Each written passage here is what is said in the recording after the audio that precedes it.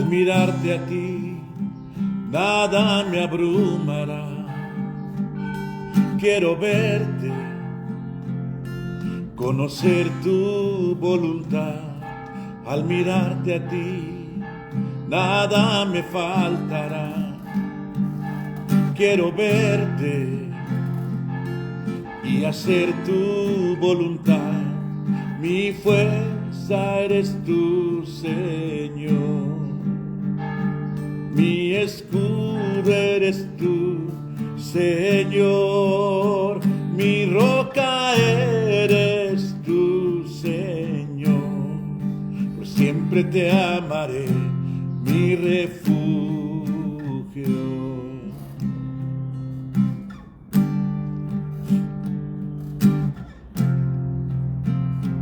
Al mirarte a ti, nada me abrumará.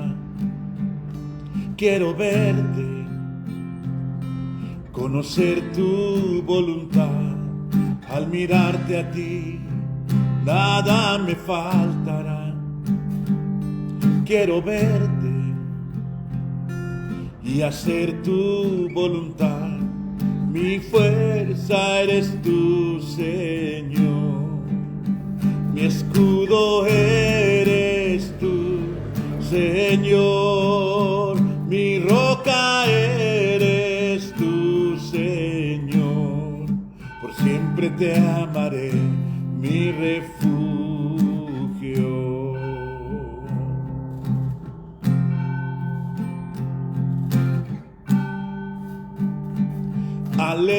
Aleluya, tú eres el Rey.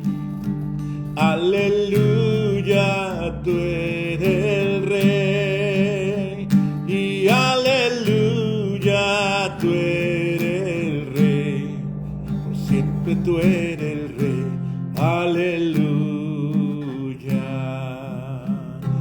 Aleluya, tú eres el Rey. Aleluya, tú eres el Rey. Y aleluya, tú eres el Rey. Por siempre tú eres el Rey. Aleluya.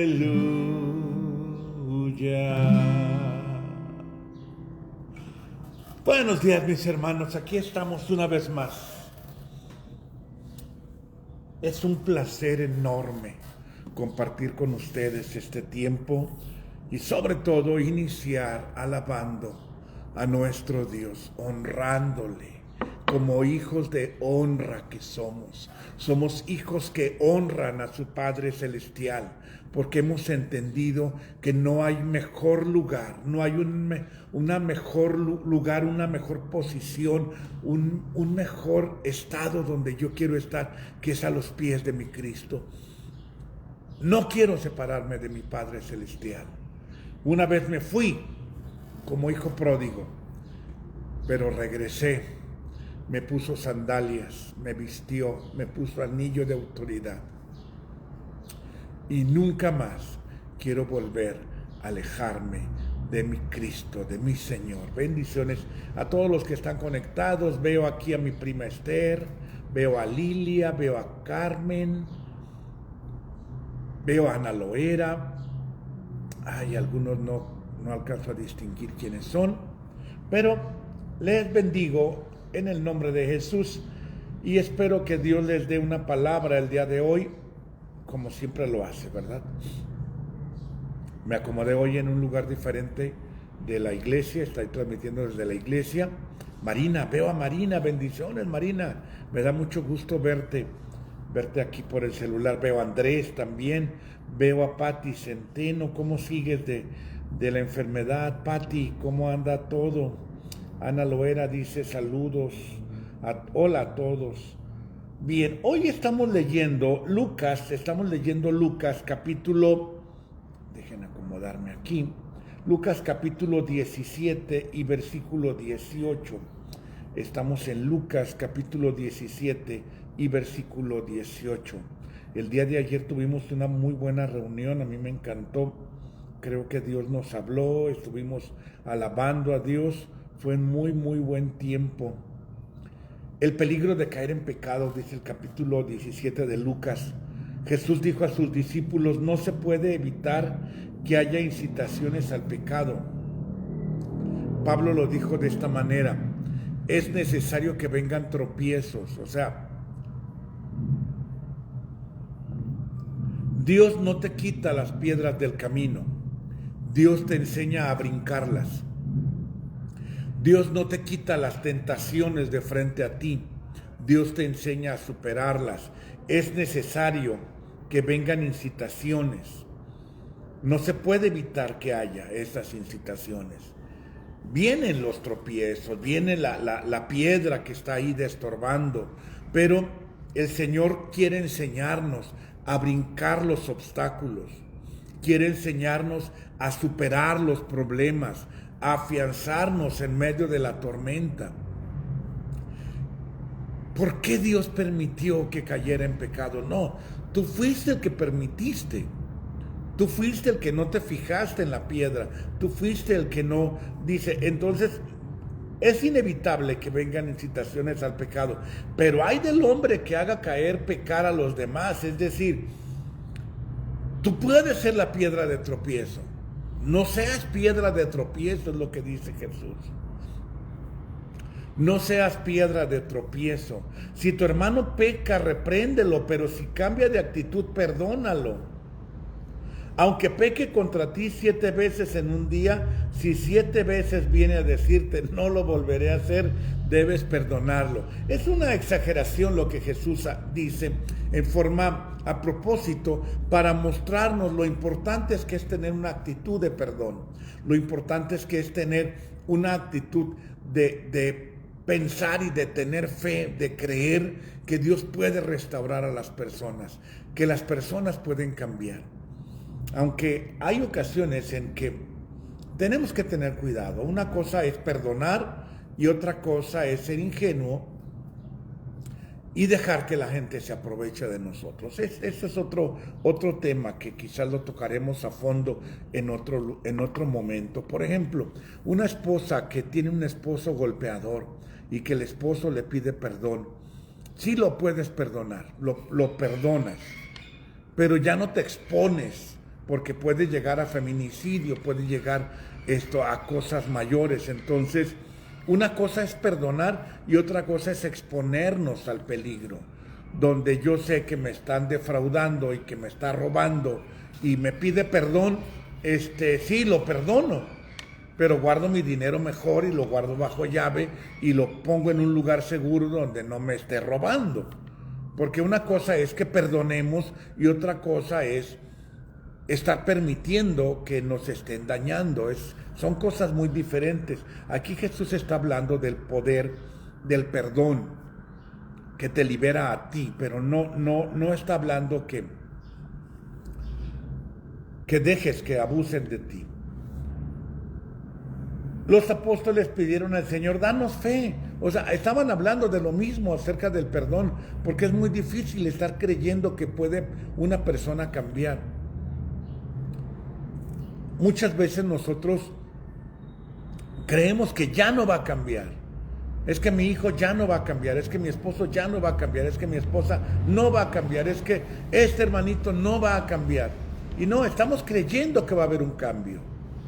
Hacemos lo necesario para poder ayudar a una persona a cambiar. Al final de cuentas es una voluntad. Pero dice Jesús, tengan fe, aunque tengan fe como un grano de mostaza. Nosotros podemos ver aquí que esa elección de la fe por el grano de mostaza viene a raíz de la falta de perdón. O sea, el Señor dice que tengas fe para perdonar. El Señor puede darte esa capacidad de perdonar y no estar guardando rencores. Eso es lo que el Señor está enseñando. Le compartía yo ayer a mi esposa algo que siempre que leo la Biblia me doy cuenta que Jesús no tiene, y la Biblia no tiene una enseñanza lineal, no sé a veces cómo explicar cosas que como yo la entiendo. Una enseñanza lineal, quisiéramos que nos diera cómo hacer hot cakes y nos da la receta, cómo hacer esto y nos da la receta, cómo perdonar y nos da la receta. A veces su enseñanza es un poco abstracta, es un poco subjetiva, es un poco como abierta, donde tienes que entender principios y tienes que entender formas. Lo que Jesús está hablando aquí es esa capacidad de perdonar y de vivir en libertad emocional. Porque a veces nos enganchamos con lo que está pasando y con lo que está sucediendo y se vuelve un veneno en nuestro corazón, la falta de perdón. Porque odiamos en serio y nos cargamos emocionalmente de tantos sentimientos y emociones que no nos convienen. Y Jesús está hablando precisamente de eso, donde dice, no te enganches, no te llenes de amargura. Piensa que Dios puede cambiar a las personas. Piensa que Dios puede hacer una obra redentora en cada persona, en quien sea el más difícil y el más pesado. No está hablando de que te expongas, no está hablando de que te quedes ahí donde te están golpeando, donde te están lastimando, donde te están dañando. Puedes salir de ese lugar porque no quiere el Señor tampoco que te expongas, pero lo que te está hablando es que no te vayas cargado emocionalmente con esa amargura.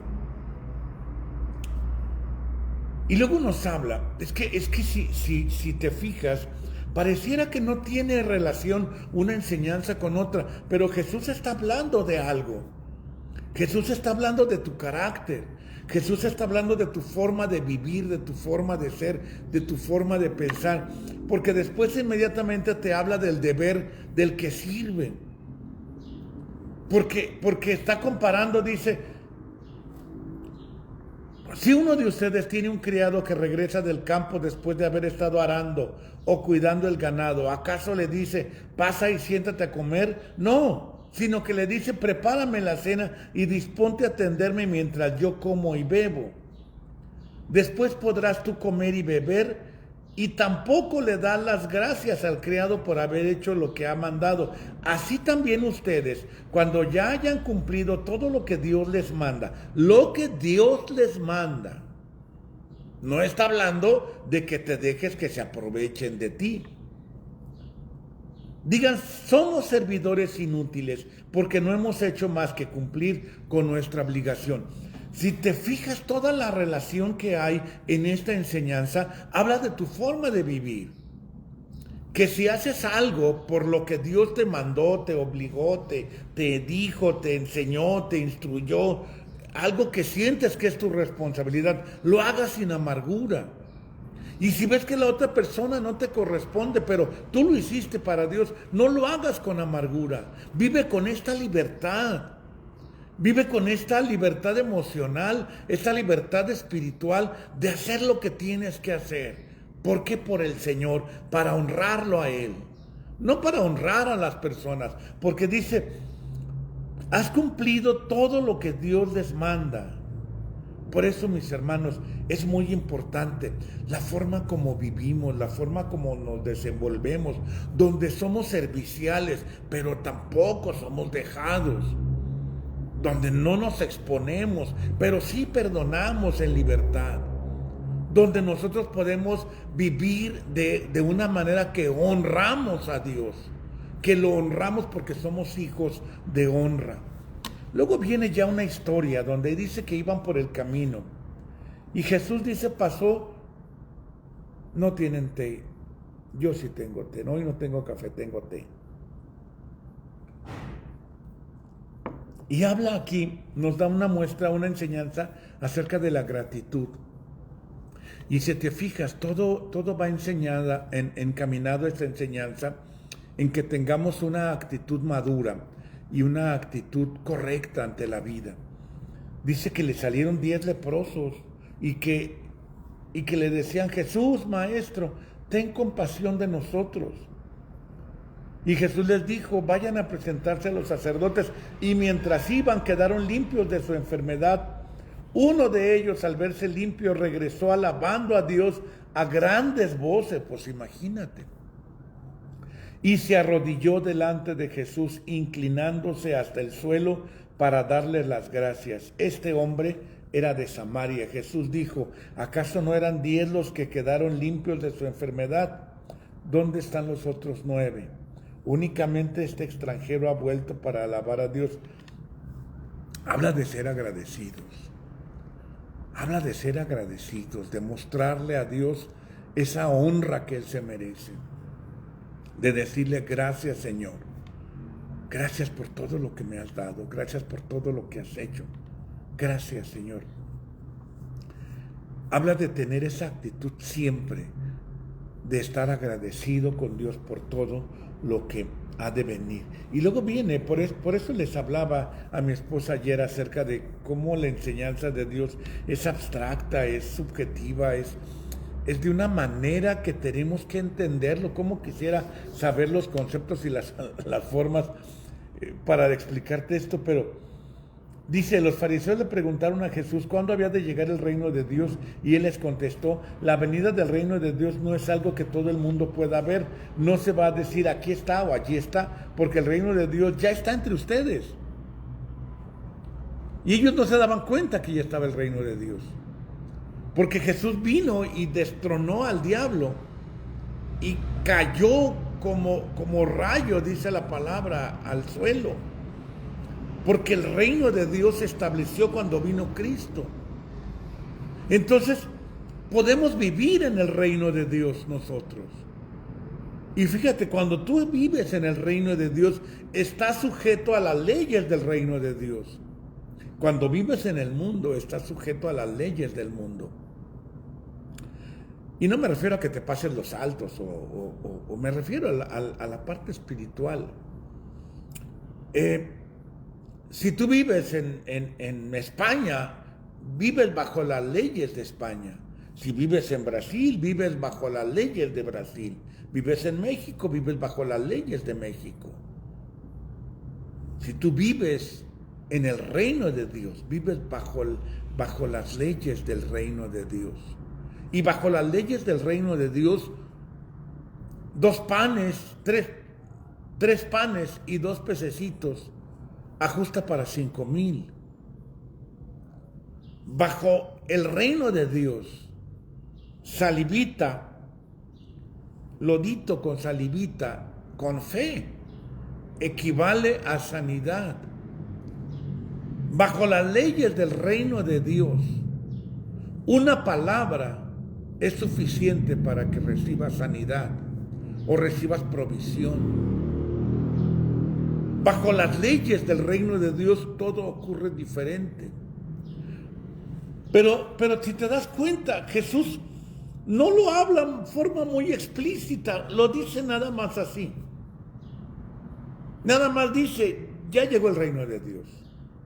Y tenemos que entenderlo, y tenemos que buscar, y tenemos que investigar, y tenemos que preguntarle a Dios: Señor, ¿qué significa esto? Que ya estamos en el reino de Dios. Y luego Jesús se va desde ahí, se va hasta los últimos tiempos. Porque así, versículo 24, así como el relámpago al brillar ilumina el cielo de uno a otro lado, así será el Hijo del Hombre en el día de su regreso. Entonces, se va de un lado a otro, no se queda en un solo lugar explicándonos algo. Y tenemos que estar siguiéndolo. Tenemos que estar en el Espíritu, entendiendo qué es lo que nos quiere hablar. Y muchas veces nos habla así en el día, en todo lo que hacemos, en todo lo que vivimos. Y esto es maravilloso. Esto es maravilloso. Y luego le preguntan: ¿dónde ocurrirá esto, Señor? La venida de su regreso. El Señor le contesta: donde esté el cadáver, allí se juntarán los buitres. Es decir, donde quiera que tú estés, puedes estar en el reino de Dios. Donde quiera que tú estés, vas a ser recogido cuando venga Cristo. Donde tú vas, va la luz de Dios. Es maravilloso cómo el Señor nos habla. Y vamos a irnos rapidín al capítulo 18, porque se nos acaba el tiempo. La parábola de la viuda y el juez. Jesús les contó, ya estamos en el capítulo 18, versículo 1. Jesús les contó una parábola para enseñarles que debían orar siempre sin desanimarse. Debían orar siempre sin desanimarse. Termina esta parábola de la viuda y el juez injusto en el versículo 8. Les digo que los defenderá sin demora, pero cuando el Hijo del Hombre venga, ¿encontrará todavía fe en la tierra? ¿A qué está hablando? Está hablando a que ores sin desanimarte, porque muchos se van a desanimar. Muchos se desaniman en el camino. Muchos iniciamos esta carrera de oración, de comunicación, de honra, de búsqueda del Señor. Muchos iniciamos esta carrera, pero no todos llegamos a la meta. No todos llegamos al final. No todos permanecemos en esa fe, en ese ánimo, en esa comunión con el Padre. Dice que para que tú puedas encontrar respuestas, para que tú puedas ver resultados, tienes que correr sin desanimarte. Esto es un maratón, no es una carrera de velocidad. No se trata de llegar primero. Ahora sí, fíjate, hasta ahorita estaba yo entendiendo. Ahora sí, como dice nuestro hermano José Alfredo Jiménez, no se trata de llegar primero, sino se trata de saber llegar. No se trata de ir corriendo. No se trata de ser el primero en llegar, de ser el primero, de ser el más veloz, de ser el mejor músico, de ser el mejor predicador, del mejor.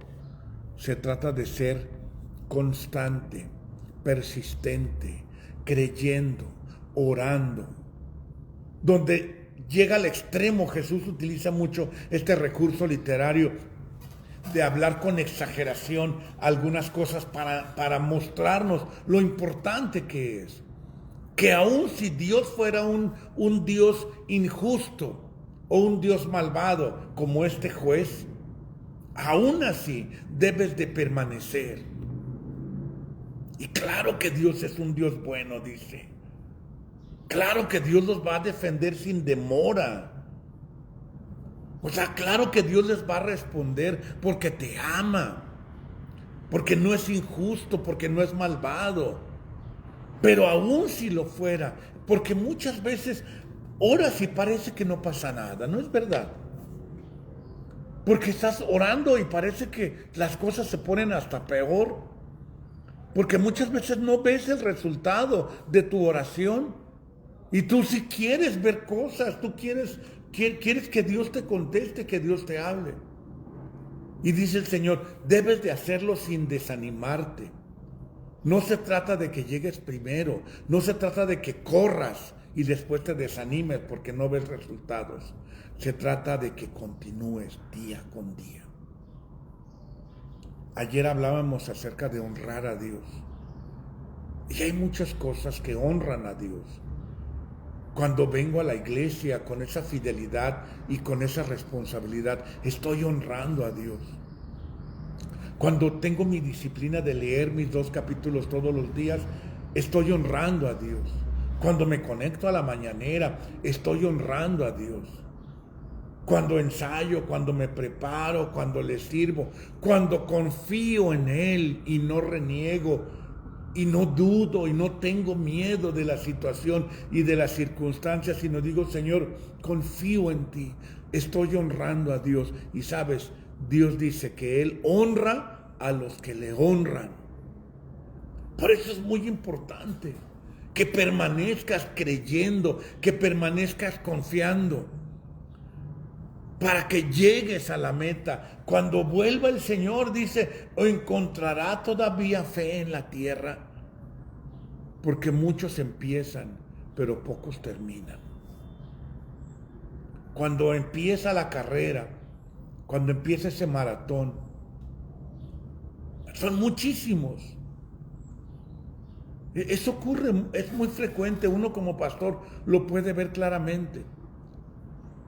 A veces llega y la iglesia llena a rebosar y no caben, pero no todos continúan, no todos se quedan, no todos siguen, muchos se desaniman por X o por Y. Y dice el Señor, tienes que continuar a pesar de todo.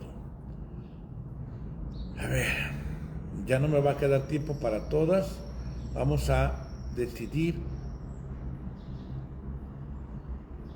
de qué le continuar, porque me quedan 5 minutos. Vamos a brincarnos algunas de las enseñanzas y voy a hablar acerca del versículo 31. Jesús anuncia por tercera vez su muerte. No lo dijo muchas veces. Lo enseñó 3 o 4 veces solamente que Jesús iba a morir. Jesús llamó aparte a los 12 discípulos y les dijo, ahora vamos a Jerusalén, donde se cumplirá todo lo que los profetas escribieron acerca del Hijo del Hombre, pues lo van a entregar a los extranjeros, a los romanos, y se burlarán de él, lo insultarán y lo escupirán, lo golpearán, lo matarán, pero al tercer día resucitará. Esta hermosa promesa de redención, justificación y santificación. Esta hermosa promesa que Jesús da. Versículo 34. Ellos no entendieron nada de esto, ni sabían de qué les hablaba, pues eran cosas que no podían comprender. Es la gran bendición que tenemos nosotros, que podemos ver todo ahora. Ellos todavía no podían entenderlo. Nosotros ya podemos entender todo. Por eso es importante buscar, indagar, meternos, preguntarle para explicarlo. Jesús sabía muy bien qué era lo que iba a pasar y a qué se iba a enfrentar. Lo golpearán. Dice, se burlarán de él, lo insultarán, lo escupirán, lo golpearán, lo matarán. Pero al tercer día resucitará. Y ahí es donde se cumple ese plan de redención de Jesús.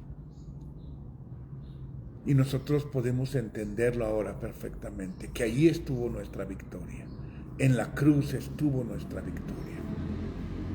Cuando ya entendemos nosotros esto, podemos estar tranquilos, sabiendo que el Señor cuida de nosotros, que el Señor cuida de ti, mi hermano, mi hermana, el Señor cuida de ti. Todo eso lo hizo por ti, porque te ama. Todo eso lo hizo para que tú estés bien. Por eso de ahí la importancia de que tú creas y confíes. De ahí la importancia, porque entiendes que el Señor ya pagó el precio de tu redención, de tu justificación y de tu santificación. Es tiempo de creer, de confiar. Yo quiero animarte a que no te desanimes, no dejes de lado las cosas del Señor. Sé fiel con el Señor, hónralo en todo lo que hagas, hónralo en tu tiempo, dale las primicias de tu tiempo, dale las primicias de tus pensamientos, dale las primicias de tus anhelos, de tus sueños, de todo lo que eres. Sé generoso con el Señor. Yo digo una y otra vez esta enseñanza porque a mí se me hace tan importante. Dios nos da 2 clases de semillas. Para todo, para todo. En tu tiempo, en tu talento, en tus habilidades, en tu dinero, en tus recursos. En toda tu vida Dios te da 2 clases de semillas. Una es para sembrar y otra es para comer. El error más grande que podemos tener es comernos la semilla que es para sembrar. Porque si te comes la semilla que es para sembrar, ya no vas a poder cosechar nada. Entonces siembra tu tiempo. Dios te dio el domingo para que puedas reunirte como iglesia. Dios te dio el domingo para que puedas congregarte y puedas venir y alabar al Señor como iglesia. Pero esa semilla que es para sembrar, no la comemos.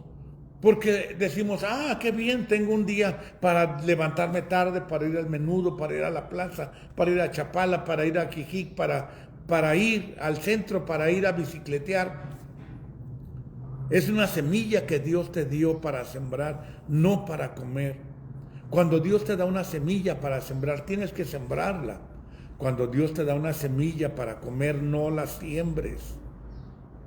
Porque llegas a la iglesia y con tu corazón generoso le das al Señor lo de la luz, te vas a quedar sin luz toda la semana y dices, es que el Señor va a proveer. Pues es que esa semilla no era para sembrar, esa semilla era para comer, era para tu luz. Tenemos que ser muy sabios y tenemos que entender cómo vivir. Y si tú actúas con sabiduría, Dios te va a bendecir y te va a honrar, porque Dios honra a los que le honran. Con esto me despido porque ya se nos acabó el tiempo y hay mucho que trabajar. Este tiempo que nos resta es para trabajar. Vamos a ir detrás de la chuleta para que Dios nos bendiga y nos prospere.